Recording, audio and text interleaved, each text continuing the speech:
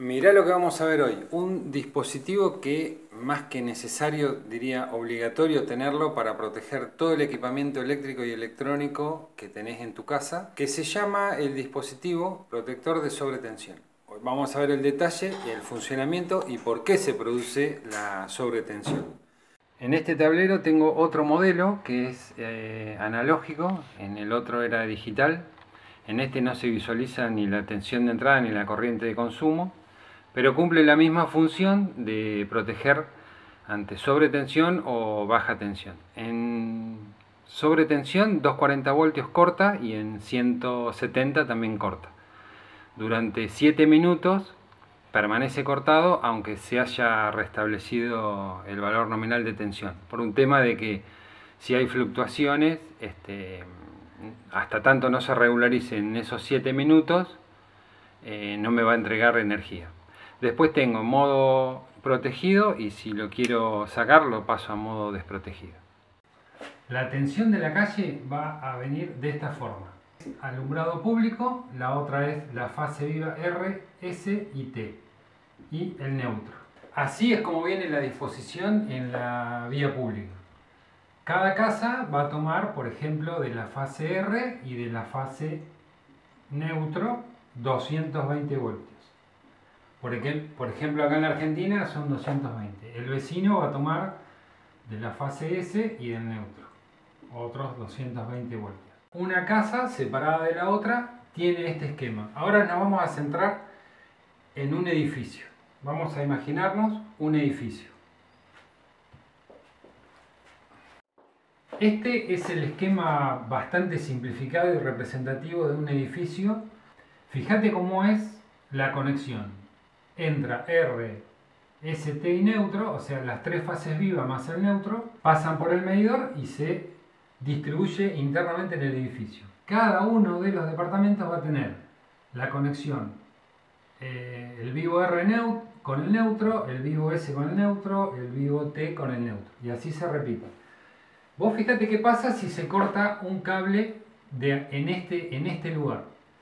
Si se cortase, por ejemplo, la fase R, dejarían de tener tensión los que están en los departamentos que toman tensión de esa fase. Lo mismo para las restantes. El problema grande pasa cuando se nos corta el neutro acá, en este punto. ¿Por qué pasa el problema grande acá? Porque internamente, acá, todos los departamentos siguen conectados a un neutro.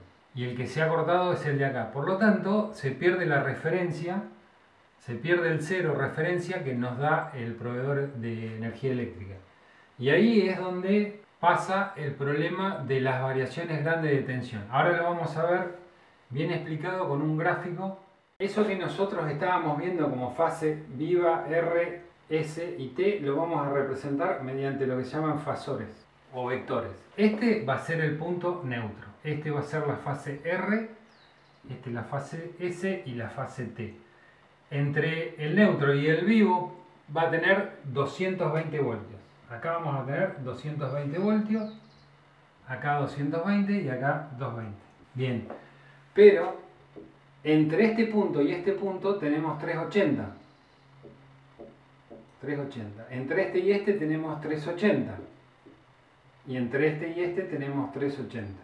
Cuando yo te comentaba anteriormente que se rompía y se cortaba el neutro en la entrada del edificio, este punto internamente en el edificio sigue estando unido, el neutro, pero deja de tener la conexión exterior con el proveedor eléctrico. Por lo tanto, este neutro deja de tener una referencia fija a cero. Este punto va a empezar a moverse dentro de este triángulo grande. ¿Por qué? Porque va a depender de la carga. La carga va a significar de que cada departamento, por ejemplo, tenga una heladera, el otro tenga un microondas, el otro tenga encendido 2 refrigeradores. Esa carga lo que nos va a hacer es que este punto empieza a fluctuar y te puede venir acá. Entonces, a un departamento le llegan 100 voltios, pero a este otro departamento le llegan, 200, 300. A este otro le llegan 320.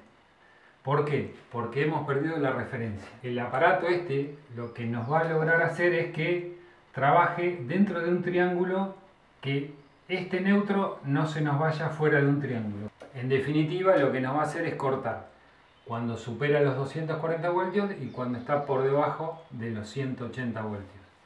Por eso es tan importante tener este aparato, para proteger a toda la instalación eléctrica.